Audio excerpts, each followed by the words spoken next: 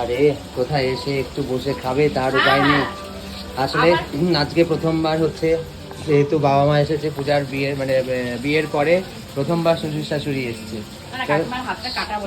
7 বছরের একটা অভিজ্ঞতা, 7 বছরের অভিজ্ঞতা নিয়ে আজকে বোনকে সাহায্য করতে এসেছে যে কিভাবে সবকিছু সামলাতে হয় একা হাতে।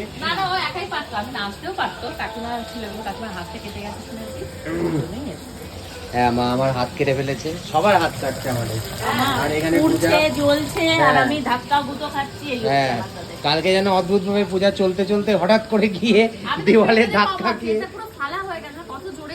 অনেক জোর ধাক্কা খেয়েছে, অনেক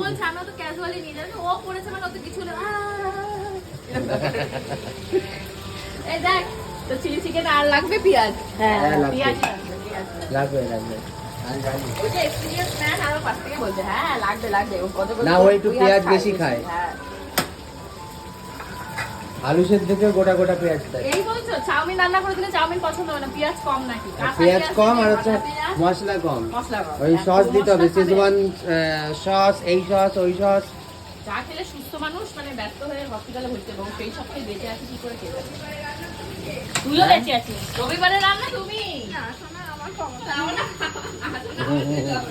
না না রবিবারে রান্না মা ওখান থেকে কিছু করবে আর এখানে আমরা রয়েছি, তোমাকে দেখলেই আমরা এমনি রান্না তুমি করবে, তোমরা করবে। মা মা মনে ওখানে কি কি রান্না করবে আর বাকিটা মনে পূজা আমি আছি তো চাপ। ও হ্যাঁ স্বর্ণদা তুমি আর মানে চাপ মানে ব্লগে তোমার লজ্জা করে না? আমি একটা সুন্দর পুঁটি মাছ নিয়েছি এরকম বড় বড় মোটা। হ্যাঁ ওরে বাবা বেশি নিয়েছি।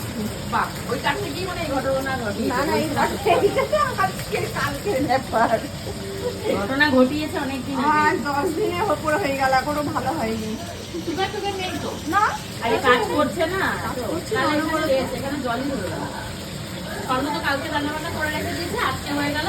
আর না কালকে কিছু রান্না আছে ওটা আমি একটা করেছি, পূজা বাকিগুলো করবে। না পূজা কালকে করবে তো, পূজা পারে তো। পূজা ভেন্ডি করবে, উচ্ছে করবে। খাওয়ার মতন করতে পারবে না না ভালো রান্না করে পূজা, ভালো রান্না করে। শুধু মশলা রোববারে একটা ডাল করবে, ভেজ ডাল করবে। আচ্ছা আচ্ছা হ্যাঁ হ্যাঁ তারপর করতে তো হবেই। হ্যাঁ অবশ্যই ঠিক আছে আগে আগে চলে যেতে। দাদার জন্য মাছ নিয়ে আসবি, ওরাও তো